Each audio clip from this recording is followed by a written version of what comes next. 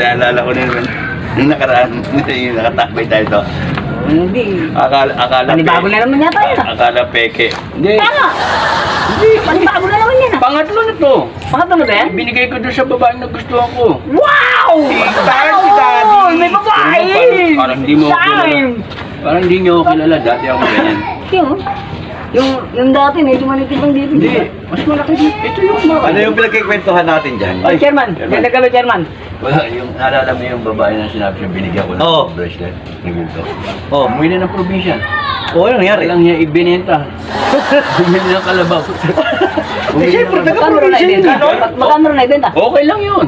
Magkano Okay lang. Pambili ng Ay, kalabaw.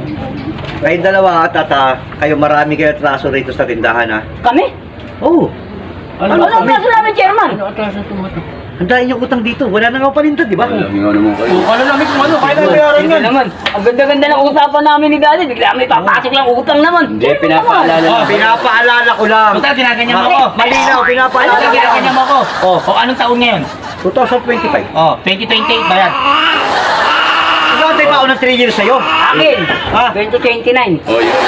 Kasi nga, utang ang pinag-uusapan. May pwedeng tatalikuran ng utang. Kasi yung ang marunong magbayad ng utang. Ang marunong magbayad ng utang. May karangalan, may dignidad. Tandaan mo yan. Totoo, Dad. Kaya nga sinabi ko 2025 ngayon. Nakakalimutan tayo kasi may mga policy ngayon. Policy na naman, Chairman. Oh, Chairman ako, di ba? Oh, alam namin, Chairman. Gano'n naman yung Sabi ni policy niya. Kapitan, alas 10, start today, may curfew na tayo. Curfew eh. Inaabag nga tayo na magdabag dito. Kwentuhan lang. Eh, kaya nga may curfew eh. Itong edad namin to, kakarpin pa kami. Mga 32. Oo. Nasa loob tayo ng Doon bakuran sila mo, siya Chairman. naman Ano ba magdaya yun? room, huwag dito. Tsaka sa edad natin ito, wala niya, kakarpihin pa tayo.